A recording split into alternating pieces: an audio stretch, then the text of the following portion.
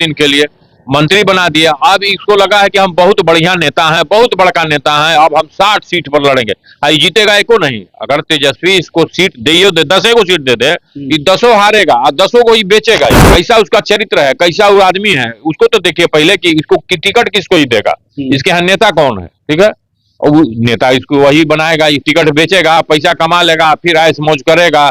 इसको जीतने का तय नहीं था। ये तो खाली देख रहा है कि अभी लालू यादव के परिवार में झंझट हो गया है, हम 60 को मांगेंगे, तेजस्वी को बरगला करके, मछली उछली खिला करके, हवाई जहाज हेलीकॉप्टर को घुमा करके, हरा सब्ज बाग दिखा करके कि हमरो वोट बा, हमरो वोट बा। से बढ़िया तो हरी सहनी है। कुछ नहीं बनेगा, ये मंत्री लायक भी नहीं है। मंत्री भी बनेगा जिस विभाग का 6 महीना मंत्री रहा, उस समय का इसका कार्यकाल में जांच कराए ना भाई, सारा खाली घोटाला किया।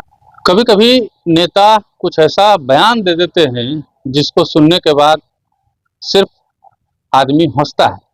अब हंसने की बात यह है, जिस पार्टी का और जिस नेता का वोट प्रतिशत मात्र 1.5 हो, 1.5 के करीब हो वोट प्रतिशत, उस पार्टी की ये डिमांड हो कि हम 60 सीटों पे चुनाव लड़ेंगे, तो ये हास्यास्पद नहीं तो और क्या है। हम बात कर रहे हैं मुकेश सहनी की, वीआईपी पार्टी के सुप्रीमो मुकेश सहनी की, जिन्होंने कुछ महीने पहले 40 सीटों की डिमांड की थी महागठबंधन में। उसके बाद डिप्टी सीएम बनने की घोषणा भी कर दी। सभी रैलियों में कहते हैं मुकेश सहनी डिप्टी सीएम बनेगा। अब मीडिया में ऐसी खबरें चल रही हैं कि मुकेश सहनी महागठबंधन में 60 सीटों की डिमांड कर रहे हैं। अब 243 विधानसभा वाला ये बिहार राज्य, जहां मुकेश सहनी और उनकी पार्टी का वोट प्रतिशत मात्र 1.5 के करीब हो, वो पार्टी 60 सीटों की डिमांड करे तो आप हंसिएगा नहीं तो और क्या कीजिएगा। तमाम बिंदुओं पर बात करने के लिए हमारे साथ वरिष्ठ पत्रकार दयाशंकर तिवारी जी हैं। काफी आक्रामक पत्रकारिता करते हैं और मुकेश सहनी और उनकी पार्टी को काफी दिनों से नजदीक से ये देख रहे हैं। कैसे भैया 60 सीट? देखिए, ख्वाब देख रहा है।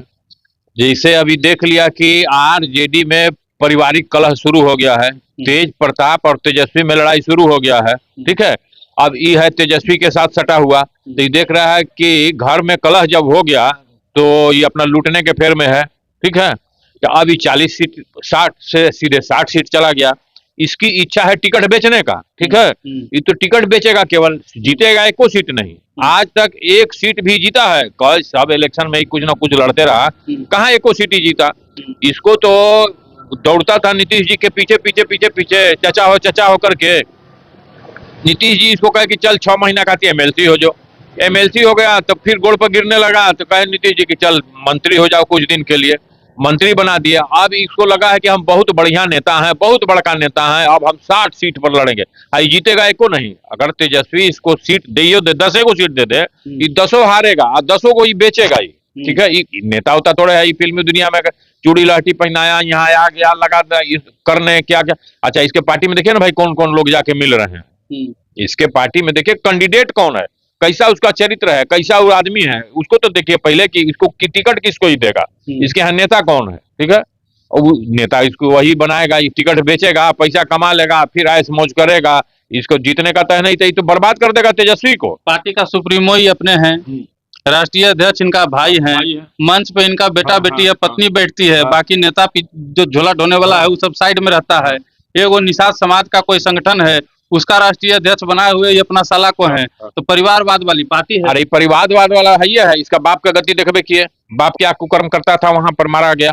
ठीक है, उसका ही जांच कराया, उस केस का ही पुलिस से, चाहे सीआईडी से, चाहे सीबीआई से जांच कराया कि कौन कौन लोग हैं, काहे हुआ ऐसा काम। ये यही तरह का ही परिवारवाद वाला है। अपने परिवार को, जिसे माझी को ले लीजिए, माझी कौन है, वो समाज के लिए है, वो परिवारवाद में लीन है, ये भी परिवारवाद में लीन है। लेकिन माझी थोड़ा सा इससे बढ़िया है कि पुराना नेता है, कुछ कुछ अपना सरकार में करते रहता है, उसका 1-2 सीट जीत जाता है। लेकिन ये तो एको सीट नहीं जीतता है। ये तो खाली देख रहा है कि अभी लालू यादव के परिवार में झंझट हो गया है, हम 60 को मांगेंगे, तेजस्वी को बरगला करके, मछली उछली खिला करके, हवाई जहाज हेलीकॉप्टर को घुमा करके, हरा सब्ज बाग दिखा करके कि हमरो वोट बा, हमरो वोट बा। हरी से बढ़िया तो हरी सहनी है। हरी सहनी सरकार में मंत्री भी हैं, अच्छा काम भी करते हैं, तो मान ली कि वो सहनी नहीं हुआ है, तू मुकेश सहनी नया नया आया तो तू नेता हो गया। कुछ नहीं, इसकी संपत्ति जांच करा करके मोदी जी ऐ सबको अंदर करें। ये सब दुबई उबई का पैसा ले आता है, समझे, ये सब स्मगलर का पैसा, ब्लैक मनी को व्हाइट मनी करता है। ये सबको तो तुरंत इसकी संपत्ति जांच करा करके कि कहाँ तुम घूम रहा है हेलीकॉप्टर से, कहाँ से आ रहा है। गरीबों को ठग रहा है, गरीबों को ठगता है, नेता बनाने के चक्कर में उसका पैसा लेकर के शोषण करता है, उस पैसा से हेलीकॉप्टर पर घूमता है। इसलिए इसका भी जांच कराएं संपत्ति का, नीतीश कुमार जी, मुख्य प्रधानमंत्री जी, और इसको तुरंत अंदर करें, नहीं तो देश को बर्बाद कर देगा, युवा लड़कों को ही बर्बाद कर देगा, सब जवाब दिखा करके कि तुमको नेता बना देंगे, नेता बना देंगे। अच्छा। वो घर द्वार का जमीन बेच करके ले आएगा, इसको दे देगा टिकट के, फिर मैं जीतेगा, ये नहीं तो बर्बाद है ना हुआ। अच्छा, क्या लगता है कि अगर माने महागठबंधन का सरकारों बन जाएगा तभी इसको डिप्टी सीएम बनाया जाएगा? अरे कुछ नहीं बनेगा, ये मंत्री लायक भी नहीं है। मंत्री भी बनेगा जिस विभाग का 6 महीना मंत्री रहा, उस समय का इसका कार्यकाल में जांच कराइए ना भाई। सारा खाली घोटाला किया, उसी समय का खाली 6 महीना का जांच करा लीजिए, घोटाला में फंसेगा ये। एक मंत्री लायक ये सब है नहीं। इस तरह का आदमी जो आता है कि एकाएक आसमान से टपका नेता बन गया, उसको कभी भी पॉलिटिक्स में कोई स्थान देना ही नहीं चाहिए, पहली बात एकदम निश्चित। इसको पहले संपत्ति जांच करा करके वो अंदर करिए, नहीं तो देश के युवाओं को बर्बाद कर देगा सब जवाब दिखा करके। चलिए, दयाशंकर तिवारी जी को सुन रहे थे आप। बाद बाकी आप क्या सोचते हैं कमेंट बॉक्स में बताइएगा। मुकेश सहनी जी 60 सीटों की डिमांड कर रहे हैं और 40 से सीधे 60 जो है अपना डिमांड बढ़ा दिए हैं, और स्ट्राइक रेट उनका जो है मात्र 1.5% है। अब आप ही सोचिए कि ऐसी पार्टी को जनता कैसे स्वीकार करेगी।